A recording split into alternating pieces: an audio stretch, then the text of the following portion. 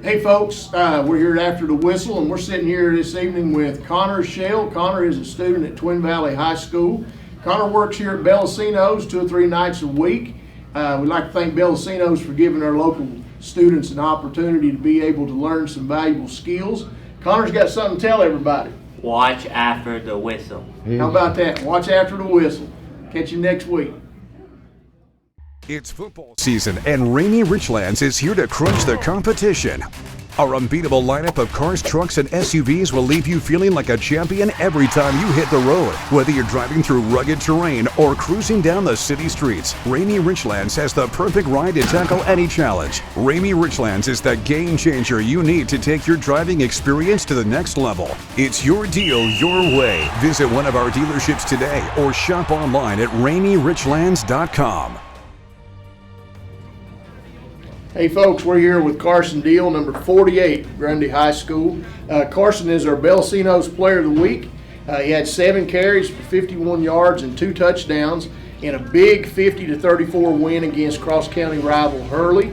In addition to that, he had 11 tackles on the defensive side of the ball. Carson, congratulations on being our BELLACINO'S Player of the Week. You guys captured the BDD championship again this year. Talk a little bit about those linemen blocking for you there. When we needed a hole, they opened it up, and then when we was passing the ball, they kept loading safe. And they just had a great game. That's when you hit that trap real quick, and the lineman make the block, you're probably going to get some yards, and of course you did. With only 7 carries, you had 2 touchdowns. On the defensive side of the ball, you seem to be everywhere. 11 tackles. What position you play?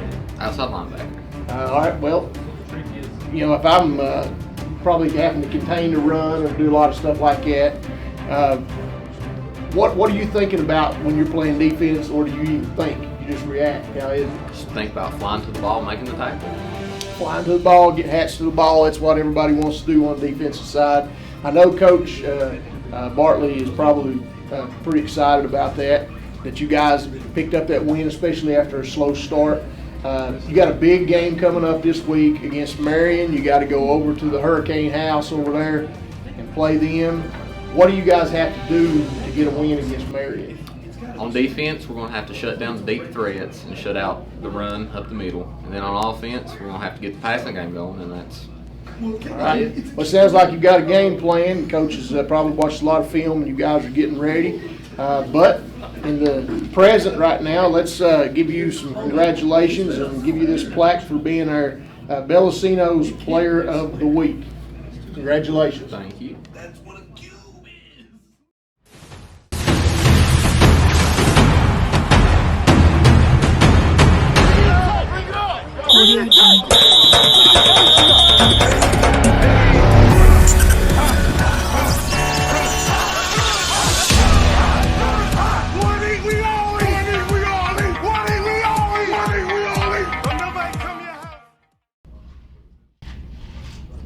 On tonight's show, we have a playoff forecast. We'll break down Region D for you. Their new BDD champions have been crowned, and Krieger is AWOL. All that being said, welcome to After the Whistle, episode 6.8. I'm your host, Brian Moore. Folks, his charm is so contagious that vaccines have been created for him. His legend precedes him like lightning does thunder. If you would, please give it up for the man himself, Adam Beefy Keene. Welcome to the show, Beef. How's it going, Ward? Doing great. Doing great. We've got a lot of stuff to cover. Let's get straight to the action here. We're going to talk about some games this past week. Let's first talk about the Honaker game. We'll get a little bit of insight on it. Honaker 74, Narrows 51. A school record for Honaker, most points ever in a game. Honaker improves to 7-0 with the win. NARS, if you will, proves that they can hang. Peyton Music had 370 yards passing, 6 touchdown passes. Honaker is a juggernaut on offense, but I'm getting something else from this game that a lot of other people aren't talking about, and I'm going to ask you your thoughts on it. The thing that sticks out to me is NARS hung 51 on them. And it appears that neither team decided to play defense Friday night. Did the Green Wave expose Homeacre in this? Well, you know, when you was naming the score, I was like, I don't think the defense just took the field Friday night. That's what it sounds like. It sounds like you went down, scored, and somebody else took the ball and scored. Yeah, I think they exposed them to a point. You go back at Holston earlier in the year, I think they scored 30 on them almost, or 28. Yeah. I think it's always been a question for those guys over at Homeacre. Kind of, I'm sure they know about it. It's their team, but to put 51 up is. It's impressive. It's impressive. Yeah, but here's the crazy part: you put up 51 and lose by 20. Yeah, that's true. So I mean, so I don't know. Give Homeacre credit for being able to put that many points up. Offense is electric. NARS hasn't really played anybody that slings the ball like that. I will say this on that real fast though. The thing I'm thinking is I'm surprised, and it may not be just maybe Homeacre's defense is that good, but nobody's actually tried to play. Run the clock out, try to get first downs, ball control. Yeah. For everything I've seen so far this year, it's either been a blowout or they've scored high numbers. Yeah, I don't think you can get a fast break with Homeacre. If you do, you're going to lose. You end up. This is what's going to happen if you do. Yeah, you're not going to win. 74 to 51. Well, so maybe even in the future, come playoff time, maybe teams start adapting to that. That's the only way I think you can beat them is keep that offense off the field. Well, that's where a good wing T team or somebody like that could come in and kind of disrupt. Is the best defense is keeping their offense off the field. Absolutely. So big win for Homeacre. NARS proves that they can hang some points up as well. They're going to make some noise in Region C, I'm sure. Up next, Grundy 50, Hurley 34. The Wave claims the BDD championship. Logan Lester 208 yards rushing, 2 touchdowns, 108 passing yards, and 1 touchdown. Hurley gets behind the 8 ball early in this one with a couple critical turnovers. Otherwise, from what I watched at home, this game was pretty much again for Yang. I mean, it was back and forth. It's, of course, me having the sideline seat there, I think it's a lot. I'm not comparing this to Narrows or Homeacre either team, but it's a game kind of like that. It's back and forth. Yeah, it's really whoever team makes the mistake first probably loses, and that's exactly what happened. Not take nothing away from the Golden Wave. I was highly impressed with Grundy's offense. I'll give a shootout to that too. Their offensive line was better than what I thought and saw on film. They controlled the ball once they got it. Logan being the athlete that he is. But you can't turn the ball over and be down 14 points in the first quarter in a game like that where the other team's going to put points up. I mean, this is a big county rivalry game, so every yard is critical. And on top of that, Grundy had the shot at winning the BDD. Hurley, if they won that game, would then have to run the table and beat Twin Valley. But Grundy comes out with the BDD championship, still does not mean a guaranteed playoff spot for the Wave. Up next, this game was a little bit shocking to me. Twin Springs 28, Eastside 20. The Titans hang on for the win. I said this was a possible upset alert here. Eastside, in the game all night long. But give credit to Twin Springs. They jumped out, got on them, and forced Eastside to play catch up. Abel Dingus had a big game for the Titans, who's improved to 6-1 and 3-0, which is the exact same record that Rye Cove has. And Twin Springs is yet to lose to a single-A school. This is going to set up a big matchup when those two face each other. So Twin Springs getting a big Cumberland District win, 28-20. George Wythe 58, J.I. Burton 0. This game was 30-0 after the first quarter, all Maroons. Graham 59, Lebanon 14. Ty Dres Clements had 2 touchdowns for the G-men as they pick up another win and start to seem to find a little bit of rhythm now. You're hearing that name, Ty Dres Clements. All of a sudden, they're getting healthier and they're quietly sneaking back in, and they're kind of under everybody's radar. You lose that one ball game, and everybody thinks it's over. Yeah, but that's not the case. I heard that comment the other day from 2 average fans. I won't say average 2 fans that don't coach. They're just talking the local high school football, and some guy at Shelmore up the road here made a comment, and they're all talking about Union now. So, and I'm not saying the Union's not good. I'm just saying that one win earlier in the year has got people looking in that direction. Don't sleep on Graham because they are, I don't know how many times they won the region. I don't know, well, so it's one of those situations where you really, until you beat them twice, you haven't proven yourself. Right. And that's the situation that we're looking at as we're getting closer and closer to the playoffs.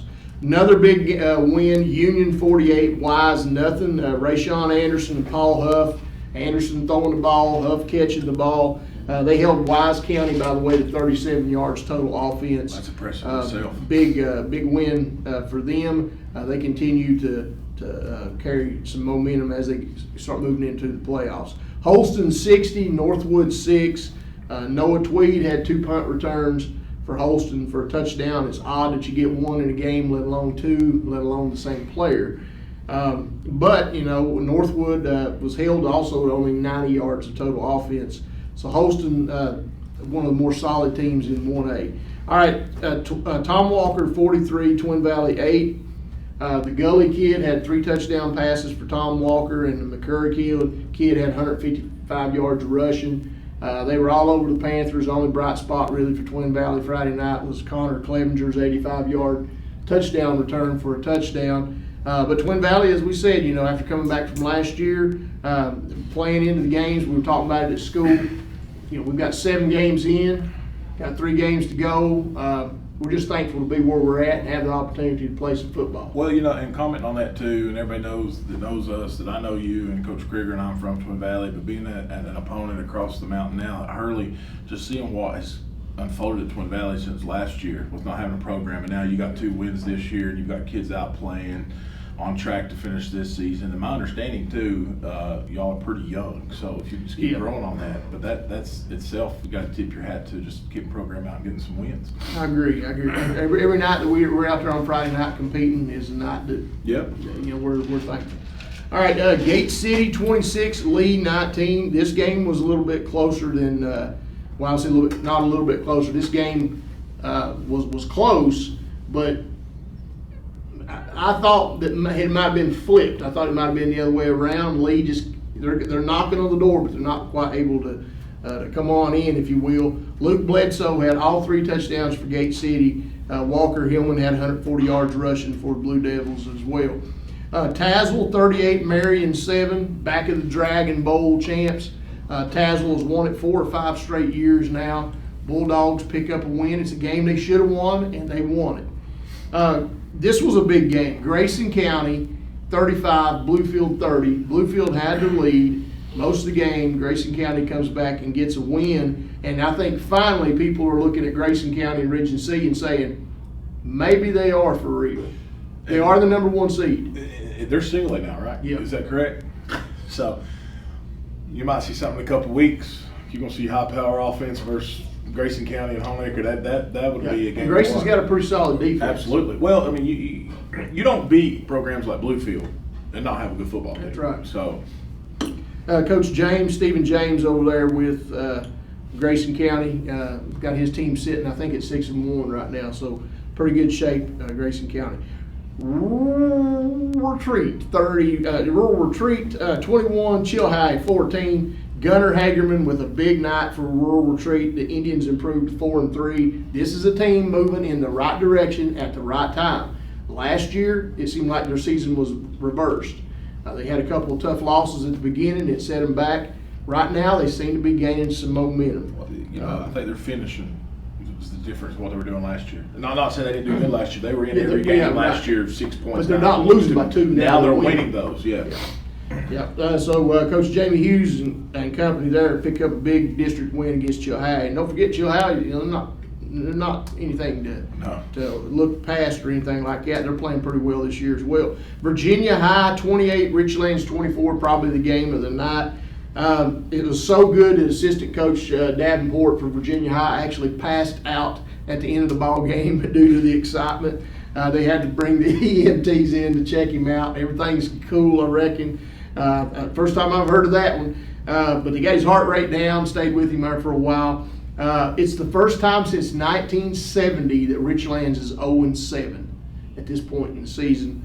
Tough year for the Blues. They had this game won, and then right there at the end, they ran Patrick Wade's old wheel route, hit the kid down the stretch, and snatched victory from the jaws of defeat. And Coach Tarter and company goes back to she goes back home and wonders about what could have been. Tough loss for Richlands. Virginia High picked up a win after losing 4 straight, so big win for them. Ridgeview 28, John Battle 12. Oakwin Last year, he was getting it done with his arm. He's a rushing threat now. He had 3 touchdowns. And the thing about this is, Ridgeview has been decimated by the flu bug. It's been somebody sick all season long. So they've not really been at full strength in hardly any of these games. And John Battle continues to be impressive, especially considering the last few years. I'm tapping my hat right there. 28-12 is a ball game, Yep. and I'll even be honest, that's closer than what I thought it would be. Just to be honest. And I think Battle is big. They got some size. They're pretty good. And they got some older kids that they took their lumps, and unfortunately for them, they've lost some really close games. And Battle could be looking at the playoffs. As a matter of fact, speaking of playoffs, last week they were in the top 8 in the VHSL rankings, but right now they've slid back out with that loss. All right, that's all of our picks all the games we've got covered from last week. That's our weekly recap. And once again, remind everybody that Ramey Chevrolet in Richlands, they are our show sponsor. If you're in the business for a new or pre-owned vehicle, stop by and see the folks at Ramey Chevrolet in Richlands, Virginia, and they will help you do the deal. Between one of their many salespeople and their support staff there, somebody will be able to take care of you, put you and your family in a new vehicle or pre-owned vehicle of your choice. So stop by and check them out. That's Ramey Chevrolet in Richlands. All right, in a sad note, we'd like to mention the passing of Coach Lee Walker. Anybody from Southwest Virginia is familiar with Coach Walker. Coach Walker, famous for, he played some ball at Bluefield College. Probably his career highlight was he was on the Princeton High School's 1979 state championship basketball team. He's more well known by other people for being a coach, being around basketball all these years. He had an 8-year tenure of boys basketball at Tazewell. He guided Virginia High's girls basketball program for a few seasons, and he coached girls basketball at Tazewell as well, and even had a stint, I think, as an assistant at Graham. It's a very sad loss for the community, especially the Tazewell area community or anyone that knew him. And we'd like to send our condolences out to Coach Walker's family. All right. We mentioned the playoffs just a second ago. We're going to take a look at our playoff situation and go straight into our top 5. So let's take a look at our playoff forecast right now. All right, it's time for After the Whistle playoff projections. Indeed, real fast, we're going to start with 1A, then talk a little bit about 2A. The playoffs were to start tomorrow in 1A. This is what it would look like.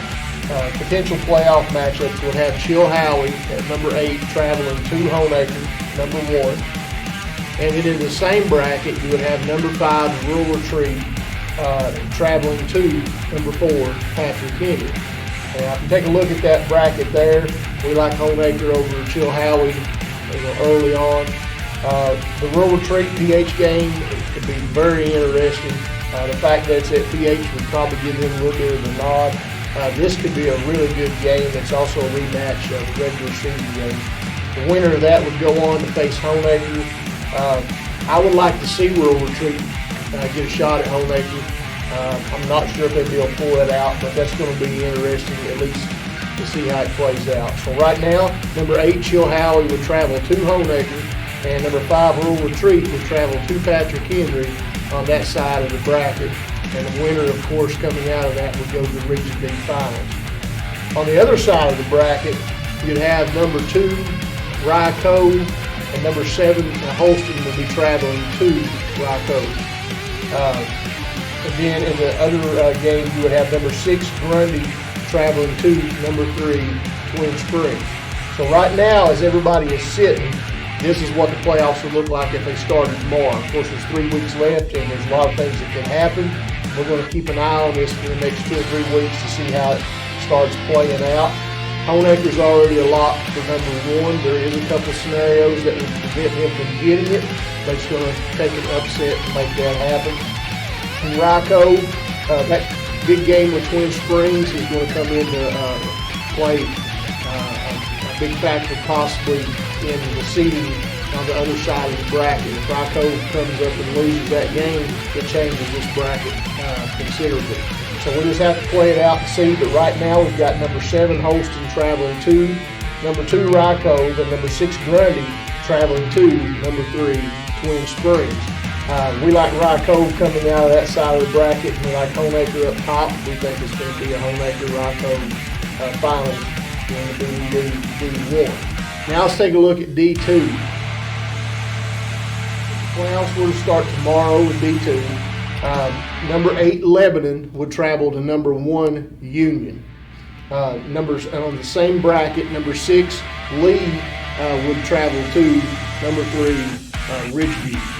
And if you look at that bracket there, the way it's set up right now, there could be some movement, especially between number 6 and number 8. Those numbers aren't really set in stone. Number 1 Union, it's Union's to lose right now. And Ridgeview could potentially slide into the number 2 spot or slide back to number 4. That's going to take upsets as well. And the other side, by the way, on that side of the bracket, we like Union coming out of that. But we think it's going to make for a great matchup, especially if it comes down between Union and Ridgeview. And as it's sitting right now, that's what we think is going to happen. On the other side of the bracket, we've got number 7 Virginia High traveling to number 2 Graham. And number 5, Gate City, traveling to number 4, Tazewell. I like Tazewell in this one here. I think they've got the athletes to continue to advance past the quarters into the semis. Virginia High, as of last week, they weren't in this spot, so this is a spot that could change at any time. Virginia High snapping a 4-game losing streak, so it's possible that they will stay in here, but anything can happen. We like Graham in the Virginia High game. We like Graham coming out of this bracket. We anticipate and project it's probably going to be Union and Graham meeting again, which is what everybody wants to see. So it could make for one heck of a Region D championship game. On the outside looking in 2D, you've got Central and Richlands, has been all but eliminated, so they're out. And John Battle was actually in position last week to be that number 7 and number 2, that number 8 team. So John Battle is on the cusp of getting in and possibly bumping Lebanon out. On D1, you've got Thomas Walker, Eastside, and Hurley in that order. All 3 of them are looking into the playoffs right now, hoping to get a couple more wins and a couple upsets. So as of right now, these are the D1 and D2 playoff matchups in Region D. We'll keep you posted on the rest of those next week and the following weeks. Only 4 weeks to playoff time. Until next time, that's all we've got on our playoff forecast.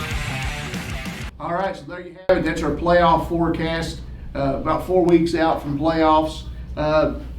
Beef, what do you think about some of these matchups? We've got, right now, Lebanon traveling to Union potentially, and Lee going to Ridgeview. Who do you like in that bracket to come out of that bracket? Well, I like Union. I think Union's been top dog all year. If they stay healthy, stay from getting sick, I think they got a really good chance to play for the region championship. Now, something I see in the second group there, I don't think we named these 4 teams yet, but the Virginia High Graham game and the Gate City and Tazewell. That one, number 5 Gate City, number 4 Tazewell, that could be a darn good football game, because they've been about 4 or 5 for us all year in our rankings. Yep. So I think it could be a good matchup.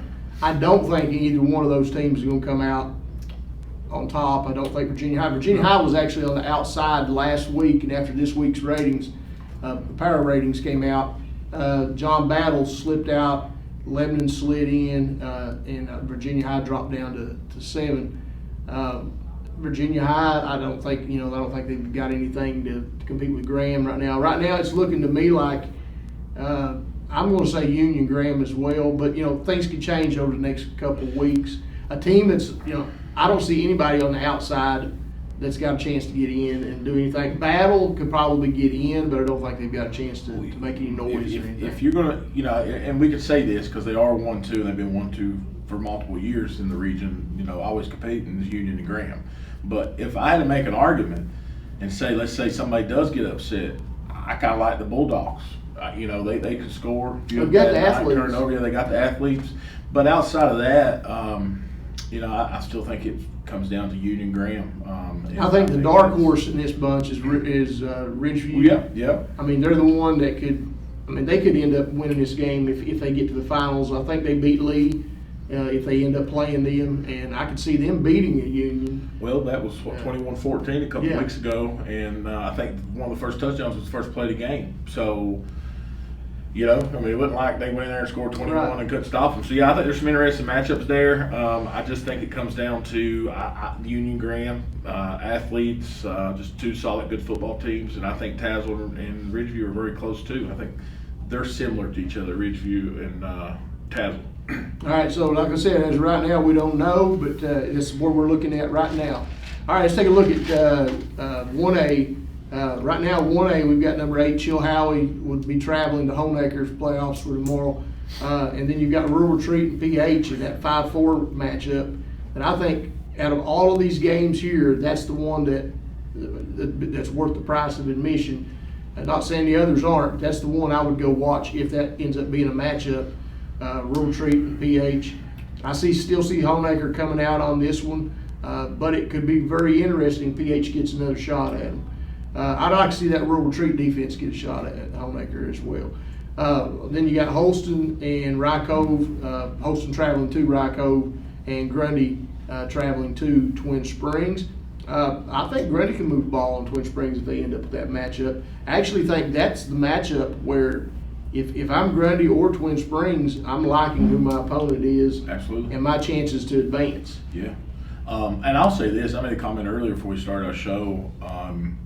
3-4 weeks ago I probably would have made this comment, but after, we're here in week 7, week 8, whatever it'll be for some teams and others, but right there around that area. Realistically, 2 through 11, 2 through 12, you could have an upset. I really depend on the matchup, depend on where you're going. Yeah. Like the Holston Rye Cove game, I think Rye Cove in this is the better team. But the Holston bunch has proven that they're not a bad football team. So, and when it comes to playoff time, Yeah. Preparation and the style of play is a lot different. I don't think Homeacre's going to throw the ball. And don't get me wrong, Homeacre's going to throw the ball 50 times a game. I don't think maybe they're going to throw it as much maybe in these playoff games as they would in the regular season. And I'll go back to Holston Rye Cove, and the coaches down at Rye Cove know that, and they're hungry as well. But it goes back a couple weeks ago. Eastside played Rye Cove, tied ball game at halftime. Then ended up winning there, I think, in the end by 10 or 14 points. But Holston, I played Holston and Eastside both. They're very similar teams, and Holston's just as physical as Eastside. So it's not like it's something that they can't go in there and handle. So very interesting. And again, Grundy and Twin Springs is a very good, favorable matchup. But who knows? Still some big weeks here. Next 3 weeks is going to. Yeah, we're going to see some teams move around, and these matchups will probably change. And some of them will be solidified too. There won't be any changes that take place. All right.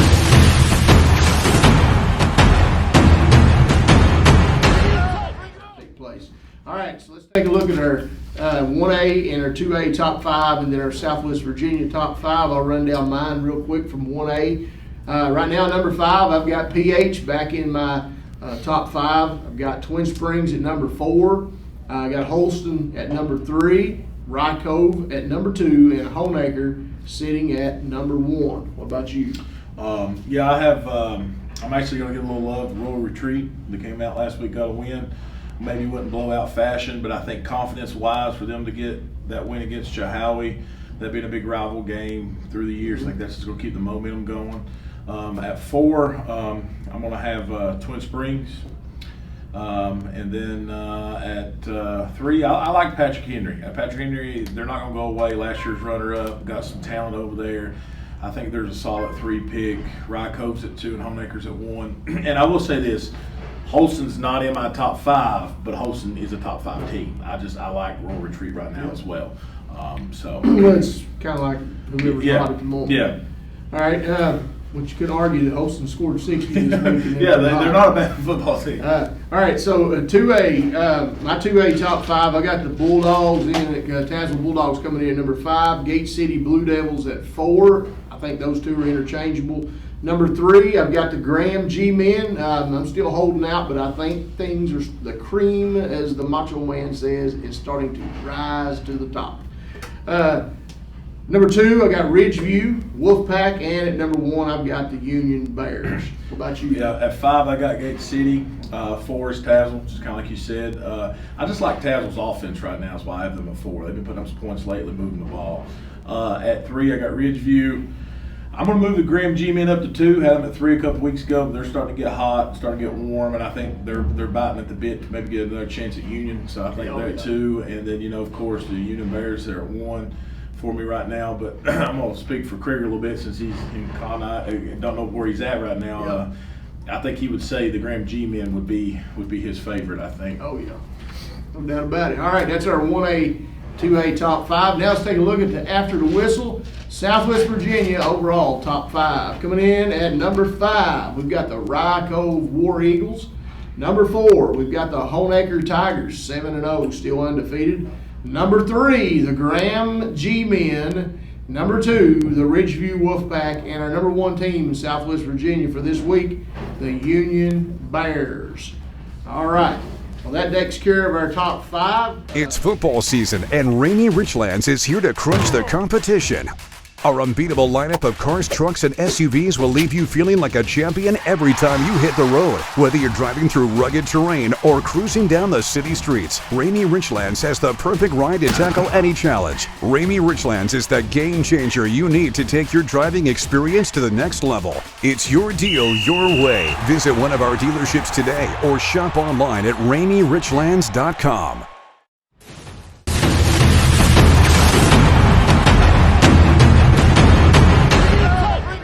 Up next, we have our Pigskin Prognostications. We're going to take a look at some games coming up this week.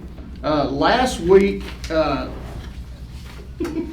picks weren't quite as. Krieger had a really good week. He cheated. Krieger was 13-2 last week. You were 12-3, so that's a big improvement. I was 11-4. I just had a miserable week. I was performing about like you there. That's why I brought my bucket picks up here. I got Maybe bucket bring picks. some good luck. Well, you never know. It's sort of like a rally hat. The bucket is. Yeah, maybe I can come back these next couple of weeks and. All right, let's take a look at the games real fast. We'll go down through here and make our picks. And we got Abingdon at Ridgeview. I'm going to say it right now. Upset alert. Upset alert. I don't think it's going to happen, but I think it's going to be closer than what people think. I'm picking Ridgeview. That's a tough pick. I mean, honestly, you look at it, Abingdon got the potential. Abingdon stubbed their toe week 1. Yeah. It ain't happened since. I like Abingdon. I'm going with the upset. Got my bucket on. I think this is going to happen. All right. Graham at Pulaski. G-Men, boys. I wouldn't want to be in front of them right Yeah, now. they're a little hungry. I'm going to go with G-Men as well. Lee at Central. I think Pendergraft and Company takes care of business. I'm going to go with Lee. Yeah, I like Lee as well. Gate City at John Battle. I think Battle's going to be game for 4 quarters. It's going to be interesting to see how that one works out. But I'm going to go with Gate City. Yeah, I like Gate City as well, but I think Battle plays. I think that could be a 6-point ball game at the end. I think it could be close. I'm with you on that. I think that'd be a good, well worth the price of admission. Grundy, after the BDD championship, locking it up, are traveling to Marion to the Hurricane House. This one is a conundrum for me. I think Lester and Company can move the ball. Grundy's got a little bit of momentum right now. Marion is playing a different level of competition, but Grundy has played a lot of 2A schools. I think both teams are It's similar. tough. Yeah, it ain't, I think it's going to be a good football. I think it'll be a very good football game. I'm going to go with Marion because of the home field advantage, but I do think Coach Bartley and the Golden Wave go over there and they make it a good football game. It's not going to be a good game. I used to teach and coach at Marion High School, and it's a great place for Friday night football. And if you're the visitor coming in over there, they do have a home field advantage without a doubt. At Marion, I'm going to go with the Hurricanes as well. I think Marion gets them another win here. Richlands at Galax. Coach Tarter and Company is not able to finish right now, and I think the speed of Galax will probably get to them. I'm going with Galax in this Yeah, I one. like Galax as well. Giles at Tazewell. Giles is a team that nobody can figure out. I think they should be maybe winning more than what they're winning for whatever reason. But I like the Bulldogs in this. I think we're getting playoff time, and I think they're. I think the Bulldogs don't have too much offense. I think they're going to put up another 40 or so. I agree with you. Virginia High. I'm going to talk about this at the beginning of the year. Who in the world scheduled this ball game? Virginia High at Jenkins, Kentucky. Virginia High by 1 million. So okay, I'm just kidding. Virginia High. This game will be over after the first quarter. I'm going to say this, not picking a fight out of anybody, but as a football coach here in Southwest Virginia, as a single A coach, and spent most of my time coaching single A schools. And I'm not going to blame anybody for this, but my concern is the rumor's been around that some schools don't play us because we're good or we're bigger schools and all that.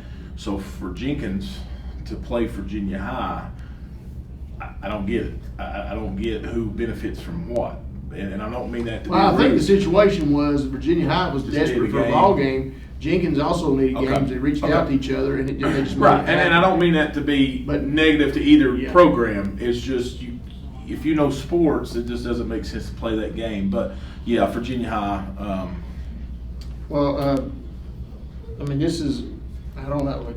It's got my head straight. All right, Grayson County at Auburn. Grayson County. Yeah, Grayson County. They proved to me last week that they're game to play. And, Graham Bluefield week 1 was, 14-12, 21-12, close game. Grayson County gets the win over Bluefield last week. Grayson County's ready to roll.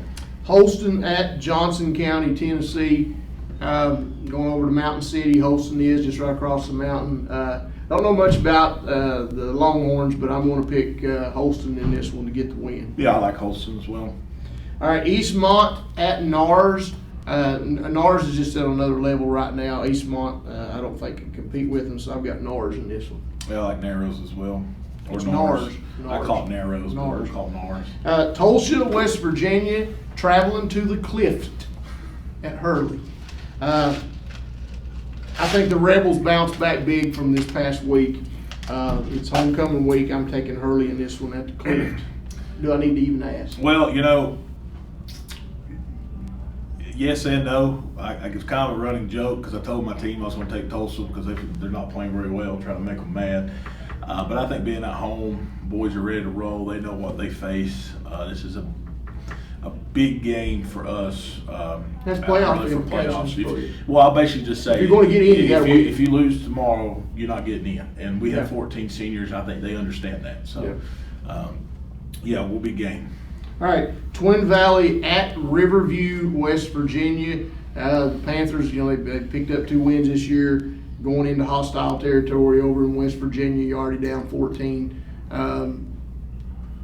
Riverview has a couple studs over there. I think we're going into a hornet's nest. It's going to be pretty hard to come out of there to win. As much as I'd like to get one, I'm going with Riverview. Yeah, I think Riverview, the quarterback from Riverview is a pretty decent athlete. He can throw the ball. I haven't seen a kid like that maybe since the kid from Tuck Valley a couple years ago. I mean, he can throw it 45, 50 yards sometimes if he lets it rip. I mean, maybe not consistent, but you don't see those guys every day. Yeah. You just don't. And being at home, going to West Virginia, Riverview.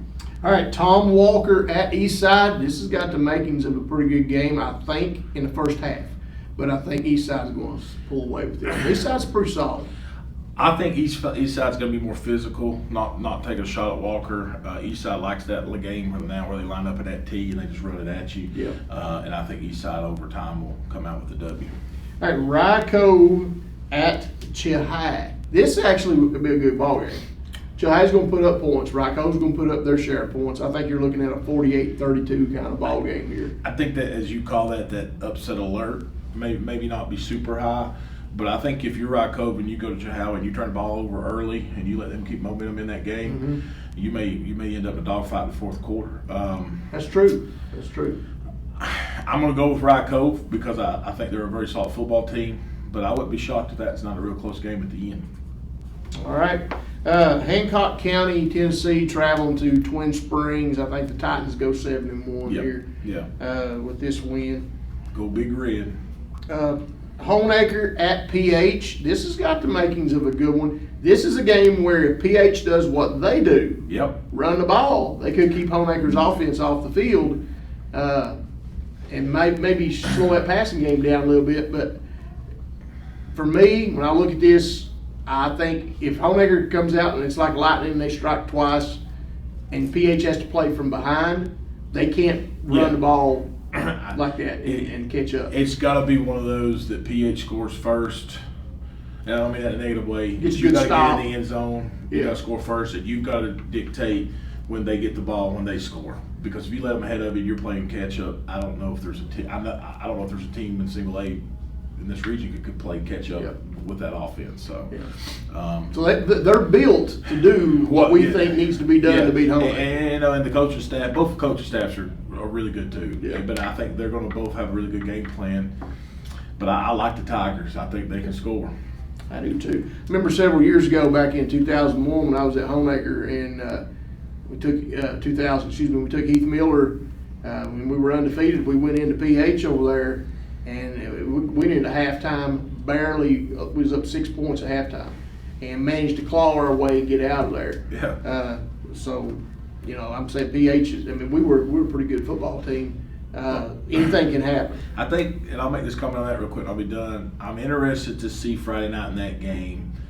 And it's kind of a challenge. I don't mean it to be that way, but I'm interested to see how Honaker's front, PH's front can get pressure on Honaker. Yeah. If that can happen, maybe they have a chance. But if they allow the music kid to stay back there and just throw it, ball. yeah. So because they have the size and the speed to do that, they're big too. So. All right, game of the week for most people, Castlewood, the Mustard Biscuit Brigade at J.I. Burton. The reason this is the game of the week for us, well, both teams are struggling quite a bit. Somebody's going to get a win. Who's it going to be? Boy, I tell you what, it's at Burton.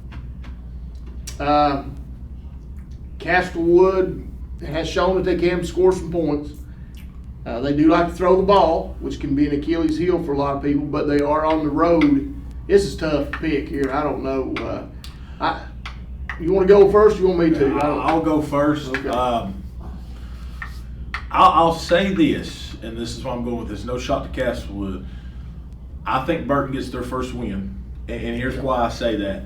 They showed me something a couple weeks ago. 14-28, I think they lost to Eastside. Yep. Eastside's a pretty darn good football team for our region. The big improvements there, and I think Coach Colley there at Burton has had some young kids. And even though they may not got the W's, I think they've got some experience. And I think this is one of those where you've got experience now, confidence in your opponents similar to you, playing at home. I think he gets him a W Friday night. And I don't know. I'm just guessing. This may be homecoming too. Yeah. Big game though. I agree with you. I think J.I. Burton gets their first win of the season. And the old saying goes, the love gets shared a little bit there. Everybody gets them a win. And I'll say this for Burton, man, if there's been a program of injuries in the last couple of years, they've had the hits over there. So. And they not really, you don't hear a lot of complaints in the newspaper about it. It's like we just go on, somebody else steps up, and that's a good mentality to have. So that takes care of our picks for this week. I'm trying to think here. I don't have anything else. Next week we'll do another playoff forecast, break it down. Hopefully Craig will be back with us. Folks, share the show, hit that like button, subscribe button, and if you're interested in a t-shirt, right there's the address. Send us some money, we'll mail them out to you as soon as possible. I don't have anything else. Do you? Yep, just go out tomorrow, support your local teams, root them on, and be careful. Weather's supposed to be a big thing tomorrow night, so just watch out for a lot of rain and the road's slick. And have a good weekend and support your teams. All right. Until next time, I'm Coach Moore. I'm the Beef. Reminding you, my grandpa had schizophrenia, but hey, he was good people.